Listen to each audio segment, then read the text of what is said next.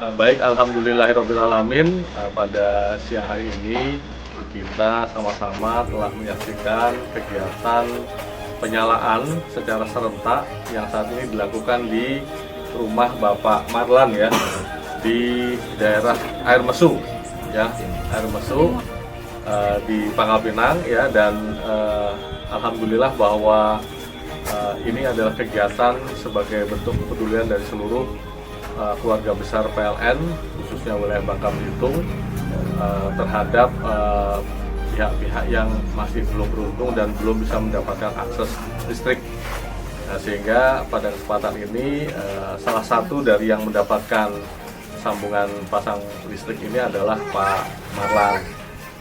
Kami juga disaksikan juga oleh Bapak Kepala Desa, dan berharap bahwa kedepannya kita masih akan terus melanjutkan program-program peduli kepada masyarakat yang kurang mampu untuk mendapatkan pasokan listrik dari PLN.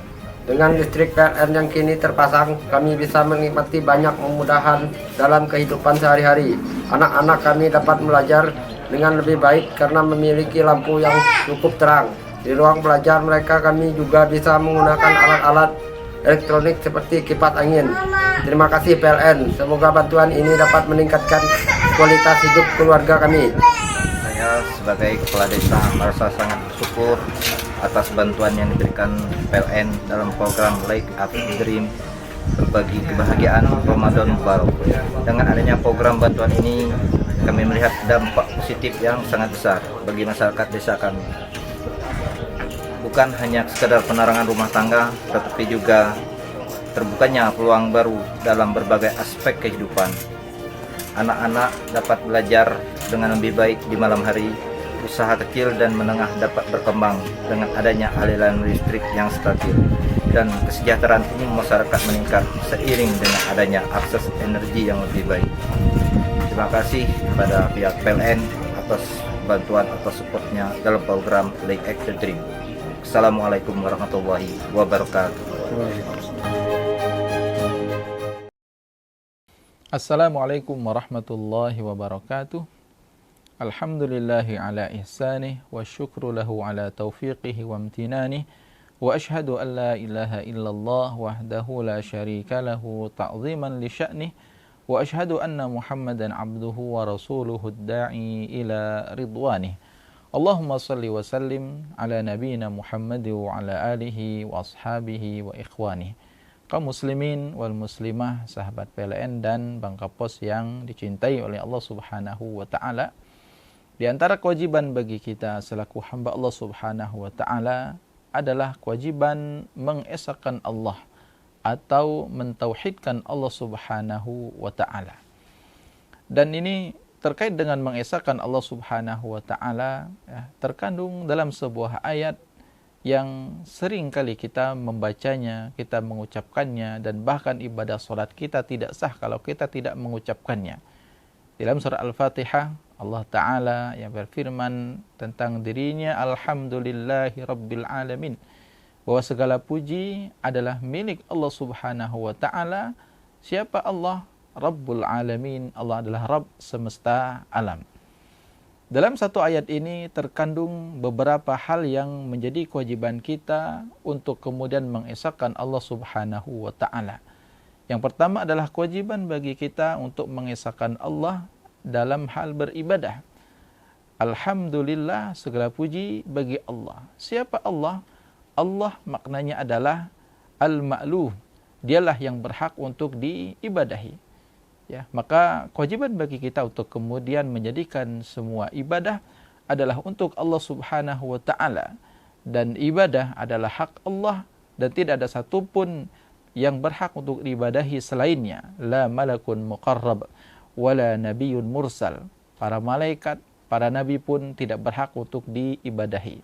Ini adalah poin yang pertama yang menjadi kewajiban kita, mengesahkan Allah, mentauhidkan Allah dalam hal apa? Dalam hal beribadah kepadanya. Bahkan dalam ayat selanjutnya dengan tegas ya, kita pun mengikrarkan iyyaka na'budu wa iyyaka nasta'in, bahwa hanya kepadamu saja ya Allah kami beribadah dan hanya kepadamu saja kami meminta pertolongan. Kemudian kita mentauhidkan Allah Subhanahu wa taala dalam hal yang kedua yang menjadi kekhususan baginya adalah dalam rububiyahnya atau dalam perbuatan-perbuatannya. Kita mengucapkan alhamdulillahi rabbil alamin. Rabbil alamin, Rabb artinya adalah yang menciptakan, yang menguasai, yang memiliki, yang mengatur. Maka kita meyakini bahwa Allah Subhanahu wa taala memiliki perbuatan-perbuatan yang tidaklah sama dengan perbuatan makhluknya, dan kita juga meyakini tidak ada yang bisa menyamai perbuatan-perbuatan Allah Subhanahu wa taala. Maka wajib untuk kemudian kita mengesahkan bahwa semua terjadi adalah atas kehendak Allah Subhanahu wa taala yang menciptakan, yang mengatur alam semesta ini, ya, yang memiliki, ini adalah Allah Subhanahu wa taala. Tidak boleh kemudian kita meyakini ada yang mengatur, ada yang berkehendak selain Allah Subhanahu wa taala. Mengesahkan Allah dalam perbuatannya mengharuskan kita meyakini bahwa Allah esa dalam perbuatannya, tidak butuh penolong, tidak butuh sekutu, dan tidak ada yang bisa menyaingi atau menyamai perbuatan Allah Subhanahu wa taala. Kemudian yang ketiga, kita mengesahkan Allah Subhanahu wa taala dalam nama-nama dan sifatnya yang mulia. Ya, ada nama Allah, nama Rabb, Ar-Rahman, Ar-Rahim. Ini sebenarnya nama-nama Allah Subhanahu wa taala, walillahil asmaul husna, dan Allah memiliki nama-nama yang indah, walillahil mathalul a'la. Allah juga memiliki sifat-sifat yang mulia. Maka kewajiban bagi kita adalah mengesahkan Allah dalam nama dan sifatnya, bahwa tidak ada yang menyamai Allah dalam sifat-sifatnya yang agung. Kalaupun ada kesamaan istilah, itu tidaklah kemudian mengharuskan adanya kesamaan hakikat. Ya, maka kewajiban bagi kita adalah untuk kemudian meyakini bahwa Allah memiliki nama, memiliki sifat, nama yang mulia, sifat yang agung, yang itu tidaklah menyamai sifat-sifat makhluknya. Laisa kamitslihi syai' wa huwas samiul basir. Tidak ada yang menyamai Allah Subhanahu wa taala dengan suatu apapun. Dialah Allah Subhanahu wa taala yang Maha mendengar lagi Maha melihat. Kaum muslimin wal muslimah rahimani wa rahimakumullah. Inilah yang menjadi kewajiban utama bagi kita terkait dengan mengesahkan Allah dalam hal apa? Dalam perkara yang itu menjadi kekhususan bagi Allah. Apa saja kekhususan bagi Allah? Yang pertama adalah ibadah. Jadikan ibadah hanya untuk Allah. Yang kedua, kita meyakini Allah memiliki perbuatan, tidak ada yang bisa menyamai perbuatannya. Allah esa dalam perbuatannya. Allah tidak butuh penolong, Allah tidak butuh sekutu. Demikian juga yang ketiga, kita meyakini Allah memiliki nama-nama yang indah, termasuk juga memiliki sifat-sifat yang mulia. Kita meyakini tidak ada juga yang menyamai Allah Subhanahu wa taala dalam ketiga hal tersebut. Oleh karenanya menjadi kewajiban bagi kita untuk selalu memperbaiki tauhid kita kepada Allah Subhanahu wa taala. Ayat yang sering kita baca untuk kemudian kita tadabburi, sudahkah kita mengesahkan Allah dengan sebenarnya dalam ibadah?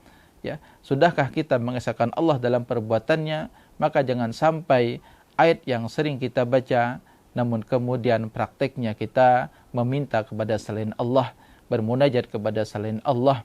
Ya, bukankah kita telah mengikrarkan iyyaka na'bud, hanya kepadamu saja kami beribadah, wa iyyaka nasta'in, dan hanya kepadamu pula kami meminta pertolongan. Semoga Allah Subhanahu wa taala memberikan taufik bagi kita semua dan menanamkan tauhid yang kuat di hati kita. Wallahu taala a'lam. Wa sallallahu ala nabiyyina Muhammad wa ala alihi wa sahbihi wasallam. Wassalamualaikum warahmatullahi wabarakatuh.